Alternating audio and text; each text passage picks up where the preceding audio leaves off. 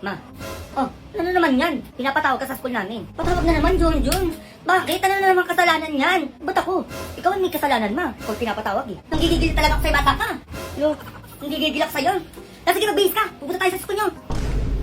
A few moments later. Ay, naku, nag-aaral ba itong mga to? Mga bagsak na naman. Ito ba yung room niya? Oo, maayan. Ma'am, ano problema natin?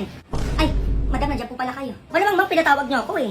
Anong ginawa ko kasalanan sa inyo, ma'am? Eh, naglilinis ako sa bahay namin. Tapos pinatawag niyo ako dito. Ah, madam, hindi po kayo yung may problema. Yung anak niyo po si Junjun. O sabi ko sa iyo, may kasalanan eh. Sasabihin mo ako. Manda ka talaga sa kapag-uwi, ah? Oh, ano problema nito, ma'am? Ah, madam, kasi nagpa-exam po ako. Tapos, pare-parehas po sila ng sagot. Nagkopyahan. Pare-pareho ng sagot. Bakit? Pare-pareho ba ng tanong niya exam niyo? Opo, madam. Eh, pare-parehas pala ng tanong eh. Di natural na pare-parehas na ng sagot. Ano gusto niyo, magkakaiba? Ah, madam. Ganyan-ganyan kayo, ma'am. Eh, ba't ikaw hindi ka nangopya ng elementary ka? Nangungopya po. O, nangungopya ka din naman pala, ma'am eh. Mag-uusap tayo. Ikaw naman papatawag ko sa bahay namin. Pagtapos ito pag-uusap natin, ha? Ah, madam, teka. Ipapasa ko na lang po si Junjun, opo. 90. 90 na po yung grades niya sa akin ngayon. 90 lang? Gawin mong 95 yan. Para wala tayong problema. 95. Sige po, 95. Yun. Yan.